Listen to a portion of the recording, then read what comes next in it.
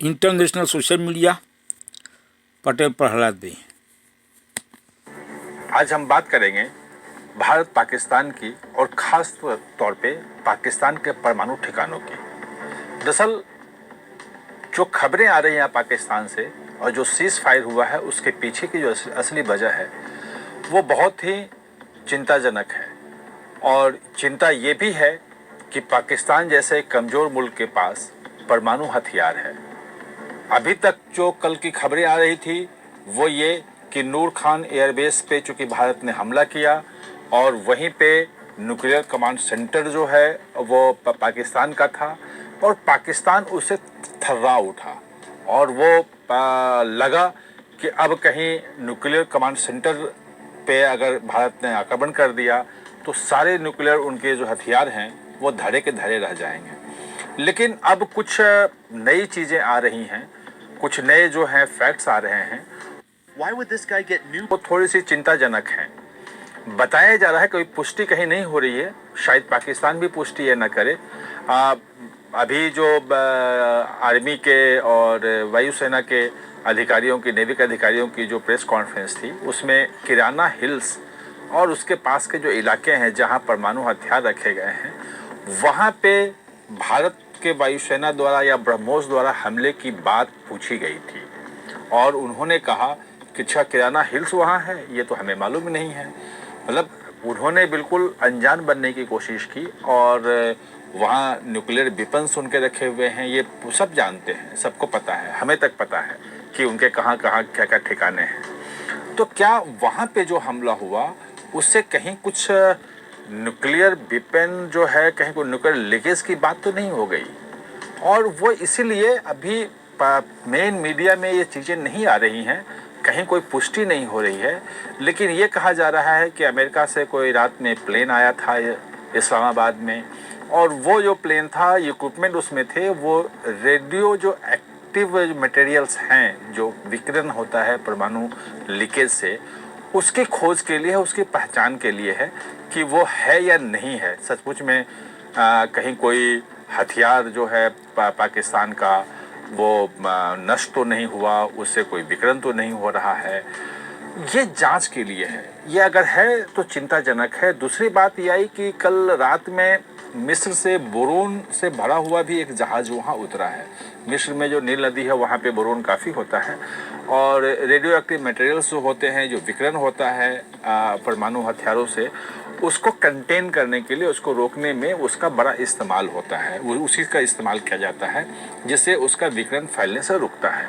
ये चीज़ें जो हैं वो ऐसे आ रही हैं जो खतरनाक है और ये टाइमलाइन बताता है कि क्यों पाकिस्तान जो है वो गिड़गिड़ाया और सीज फायर में के लिए क्यों अमेरिका को बीच में कूदना पड़ा।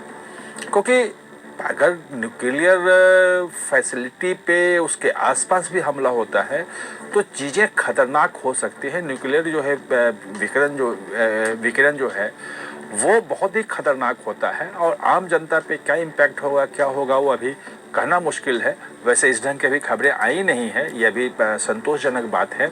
लेकिन इतना तो तय है कि कहीं ना कहीं से उसके न्यूक्लियर जो ठिकाने हैं वो भारत के जो मिसाइल हैं उसके जद में आ गए थे। वहाँ तक भारत की मिसाइल जरूर पहुँची थी क्योंकि 2 दिन 3 दिन पहले तक जो डोनाल्ड ट्रंप कह रहे थे अमेरिकी राष्ट्रपति कि इन दोनों के बीच में 1000 साल की लड़ाई है और हम उस पर देख रहे हैं। जेडी वेंस जो उपराष्ट्रपति हैं वो भी कह रहे थे कि भाई पूरी लड़ाई जो है वो पूरे एरिया में ना फैल जाए, इस पे नज़र है, हमारी चिंता है।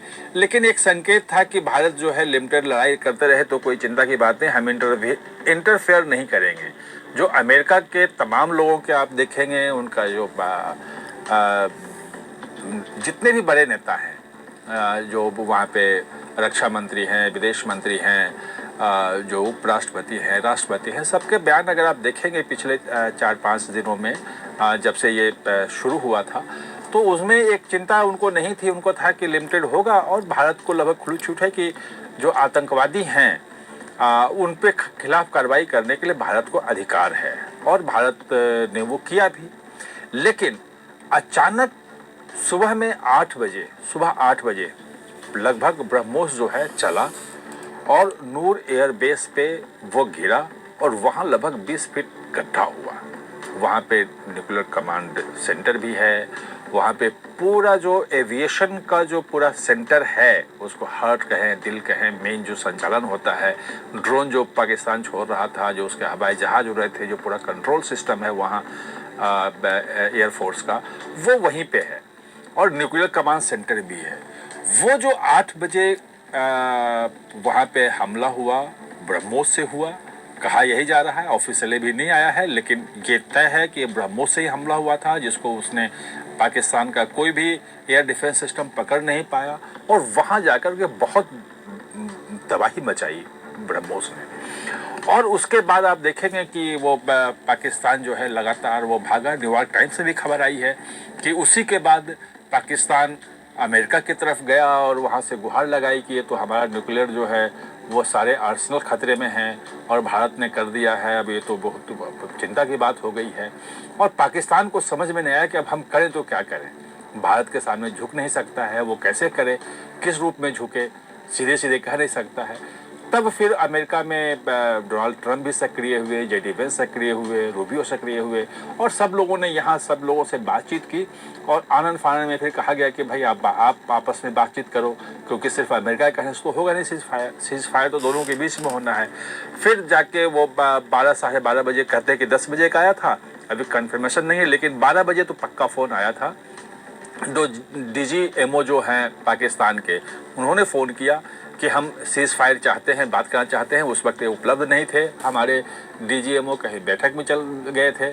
तो फिर 3 बजे के आसपास उनकी बातचीत हुई और 5 बजे आप जानते हैं कि 5 बजे के करीब डोनाल्ड ट्रंप का आ गया, अमेरिका के जो हैं प्रधानमंत्री का आ गया, वो बाकी सब ट्वीट आने लगा और भारत के विदेश मंत्री ने भी बाद में 6 बजे के आसपास स्वीकार कर लिया कि हाँ सचमुच में सीज़ फायर हुआ है।